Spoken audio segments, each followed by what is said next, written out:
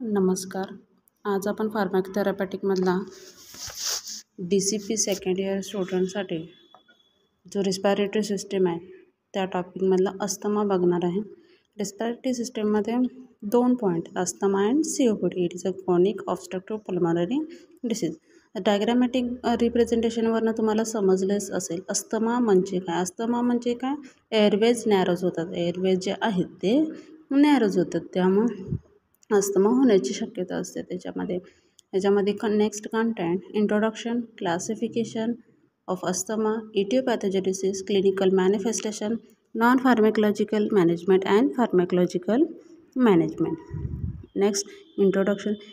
त्याच्यामध्ये अस्थमा म्हणजे काय. Asthma is a chronic inflammatory disease of the respiratory system.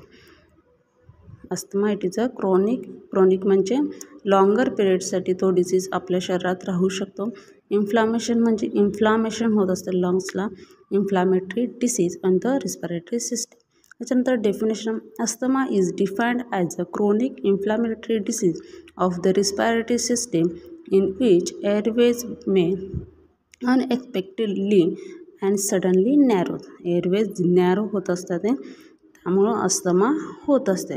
Often is response to the allergens, cold air, exercise और emotional stress. त्याच्यामुळं asthma होऊ शकतो. त्याच्यामध्ये सिम्पटम्स कुठले दाखवतात तर wheezing, shortness of breath, chest tightness and coughing. हे झाले इंट्रोडक्शन ऑफ अस्थमा. त्याच्यानंतर नेक्स्ट आहे classification asthma. Classification of asthma 2 आहेत. एक क्लासिफिकेशन अस्थमा आहे जो ड्युरेशन्सवरनं आहे आणि सेकंड आहे तो ॲलर्जिक नॉन ॲलर्जिक त्याच्यावरनं आहे. फर्स्ट आपण क्लासिफिकेशन बघणार आहे. Asthma can be classify as. First आहे mild intermediate asthma. Mild intermediate asthma म्हणजे काय. This is a type of asthma does not interfere with daily activity. Symptoms are mild lasting fever than 2 days per weeks or 2 nights per month. याच्यामध्ये काय होत असते तर asthma जो आहे तो डेली ॲक्टिव्हिटीमध्ये माइल्ड इंटरमिडिएट अस्थमामध्ये काय करतात तर तो डेली इंटरफेअर करत नाही, म्हणजे ज्याचे सिम्पटम्स तर रेग्युलर दिसत नाहीत, पण ते लास्ट फेवर दॅन 2 days पर वीक और 2 nights पर मंथ. ह्याच्यामध्ये 2 दिवस हे प्रत्येक आठवडी आणि 2 nights पर मंथ ते सिम्पटम्स दाखवतात. नेक्स्ट आहे mild persistent asthma. The symptoms occur more than twice week and up to 4 nights per month. याच्यामध्ये काय होतात तर ते सिम्पटम्स माइल्ड पर्सिस्टंट अस्थमामध्ये सिम्पटम्स कधी दाखवतात तर symptoms occur more than twice a week and up to 4 nights per month. Next time moderate persistent asthma. The symptoms occurs daily at least 1 night every week and this may limit some daily activity. म्हणजे moderate persistent asthma हा daily लाईफमध्ये interfere करतो, म्हणजे ह्याचे symptoms आपल्याला daily दाखवतात as वेल as ते daily symptoms डेला पण दाखवतात आणि एखाद्या रात्री तुम्हाला ते सिम्पटम जास्त एव्हरी वीक्स प्रत्येक आठवड्यातले एखाद्या रात्री तुम्हाला ते जास्त वाटून येतील. त्यानंतर लास्ट आहे तो severe persistent asthma. Severe persistent अस्थमामध्ये काय तर the symptoms occur several times every day and most nights. Daily activities are extremely limited. हे काय होतं सिव्हिअर म्हणजे it is a permanent to it is called as asthma. Asthma हा झालेला आहे आणि it is a severe stage असेल.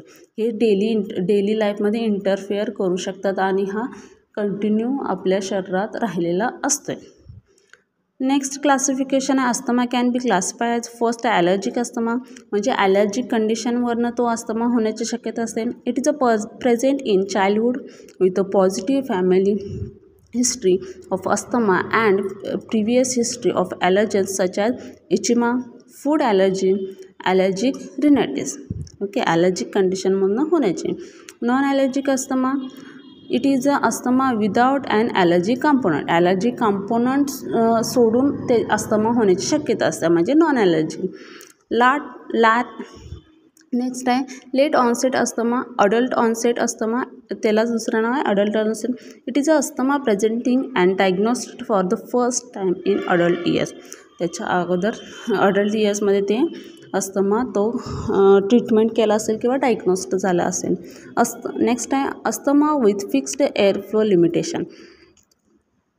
It involves airways wall remodelling due to chronic airways inflammation causing the irreversible airflow obstruction. Okay. Next आहे asthma with obesity. Prevalence of asthmatic asthma is increased in obese people. obese म्हणजे वजन असलेले किंवा obesity असलेल्या पीपलमध्ये asthma होण्याची शक्यता असते, तो म्हणजे अस्थमा विथ ओबेसिटी. नेक्स्ट बघतोय आपण इटिओपॅथोजेनेसिस. इटिओपॅथोजेनेसिस पहिला, मग त्याच्यामध्ये बघणार आहे ट्रिगर फॅक्टर म्हणजे पॉझिटिव्ह फॅक्टर कशामुळे कॉज होऊ शकते. फर्स्ट आहे ॲलर्जन एक्सपोजर.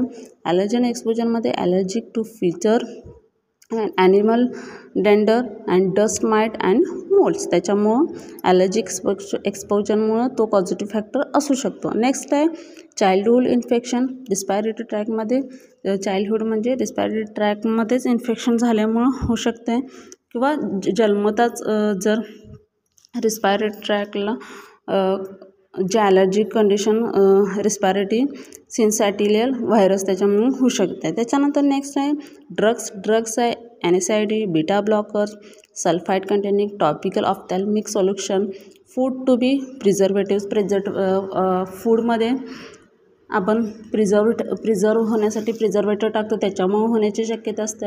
हे झाले सगळे ड्रग्स. नेक्स्ट आहे wood and vegetables dust, industrial chemicals and plastic. Next cigarette smoking and second hand smoke, also get the passive smoke, air pollutions and next आहे excessive emotional stress. त्याच्यामुळे हे सगळे झाले trigger factor किंवा positive factor of asthma. Next बघतो आपण पॅथोफिजिओलॉजी. याच्यामध्ये पॅथोफिजिओलॉजीमध्ये first आपण बघू शकतो आहे ट्रिगर फॅक्टर. ट्रिगर फॅक्टर म्हणजे कुठले, आपण वरती बघितले ते म्हणजे डस्ट असेल, ड्रग्स असतील, वूड किंवा व्हेजिटेबल डस्ट असतील, एअर पोल्युशन, ते झाले ट्रिगर फॅक्टर. डायग्रामॅटिकमध्ये आपण ट्रिगर फॅक्टर ते वरचे बघितले ते. त्याच्यानंतर ते काय होतं तर रिस्पायरेटरी ट्रॅक इन्फेक्शन, ते काय करतात आपल्याला रिस्पायरेटरी ट्रॅक इन्फेक्शन. त्याच्यामुळं नेक्स्ट काय होतं तर 3 क्लास ऑफ डिवायडेशन होते, bronchial constriction, hyper secretion of mucus and swelling bronchial membrane. Hyper secretion of ते झाल्यानंतर काय होतं तर नॅरो ब्रिदिंग पॅसेज, जो एअरवेज आहे त्याचा साईज नॅरो होते. फर्स्ट पेजवरती होतं, फर्स्ट स्लाईडवरती होतं आपलं ते की airways narrow, it is a normal asthma और नॉर्मल लंग्स आपण त्याच्यामध्ये बघितलं होतं. त्या डायग्रामॅटिकमध्ये दाखवलं होतं की एअरवेज नॅरो झाल्यामुळे किंवा त्या पॅसेजचं साईज नॅरो झाल्यामुळं अस्थमा होऊ शकतं. आणि लास्ट आहे ते symptoms, wheezing, cough, shortness of breath, tightness and in chest. हे झाले सिम्पटम्स. ही झाली पॅथोफिजियल. ट्रिगर फॅक्टर ट्रिगर फॅक्टरवरनं रिस्पायरेटरी ट्रॅकला इन्फेक्शन होते. त्याच्यानंतर 3 पार्टमध्ये होते, broncho constriction, hyper secretion of mucus, swelling bronchial membrane. त्याच्यानंतर हायपर सिक्रेशन ऑफ म्युकस, त्याच्यानंतर काय होतं तर एअरवेज नॅरो होतात, ब्रिदिंगला प्रॉब्लेम येतो, ब्रिदिंग पॅसेज कमी होतात ते, आणि त्याच्यानं लास्टला सिम्पटम्स. ही it is a pathophysiology of asthma. Next आहे क्लिनिकल मॅनिफेस्टेशन. क्लिनिकल मॅनिफेस्टेशन म्हणजे सिम्पटम्स काय आहे, स्वीज म्हणजे घरघर आवाज येणं असं होऊ शकतं. सेकंड आहे shortness of breath, tachypnoea, abnormally rapid breathing, chest tightness, cough that produce thick stringy mucus, tachycardia असू शकते, mild systolic hypertension, bronchi that is a large airways sound hurts on the auscultations and cyanosis. It is a symptoms of the asthma. Next non pharmacological, recover कसं करायचं आहे without drug. आपण non फार्मॅकोलॉजिकलमध्ये first आहे triggers avoids is a key component of improving control and preventing attacks.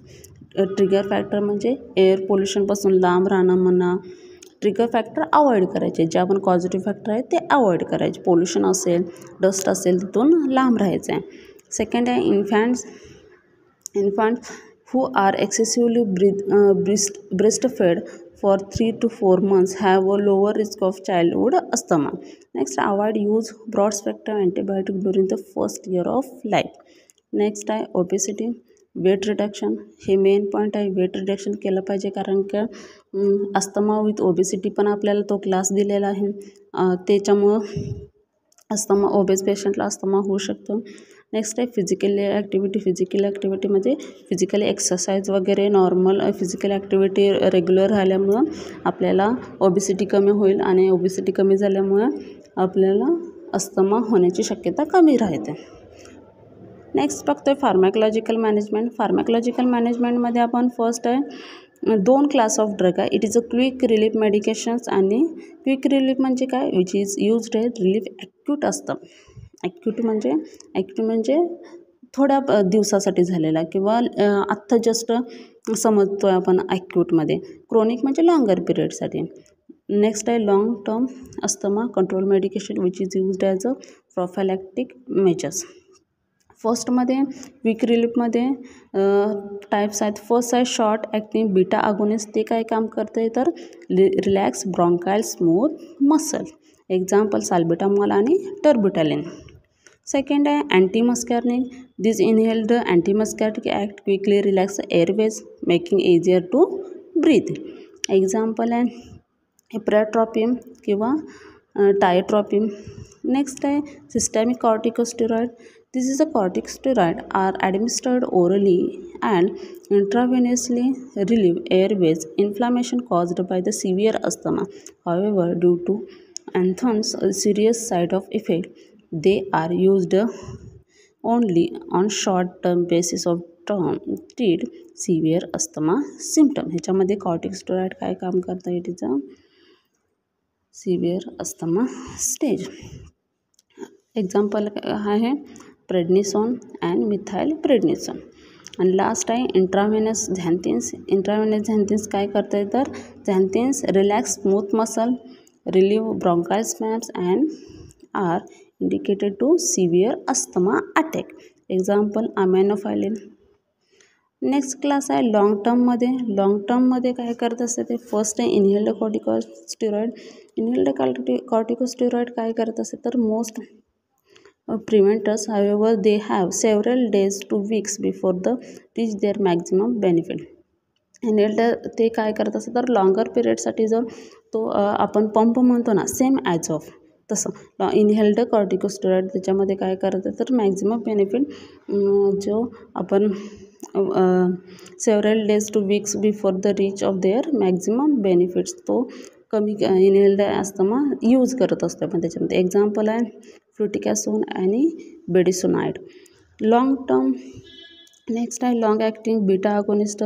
ते काय काम करत असते inhalation of this drugs opens the airways open करायचं काम करत असते, आणि काय तर increase the risk of severe asthma attack कमी करत असते ह्याच्यामध्ये. And they used as a combination of inhaled corticosteroid. ते कशामध्ये यूज केलं जातं इनहेल्ड कॉर्टिकोस्टेरॉइड कॉम्बिनेशनमध्ये यूज करू शकतो. एक्झाम्पल आहे salmeterol and the formoterol. Next आहे ल्युकेट्रेन इनिबिटर्स. ते काय काम करत आहे तर to prevent protections against the bronchoconstriction when taken before exercise और द एक्सपोजर एलर्जन और aspirin to cold air. Example आहे मॉन्टिक्युलास्ट अँड झॅफिरल्युकॅस्ट. आणि लास्ट वन आहे इट इज अ झॅन्थिन्स काय काम करत असते these a drug relax bronchial muscles and provide relief from the bronchial spasms. Also, they have anti-inflammatory effects and the stimulants effect on respiration. Example, theophylline. Thank you.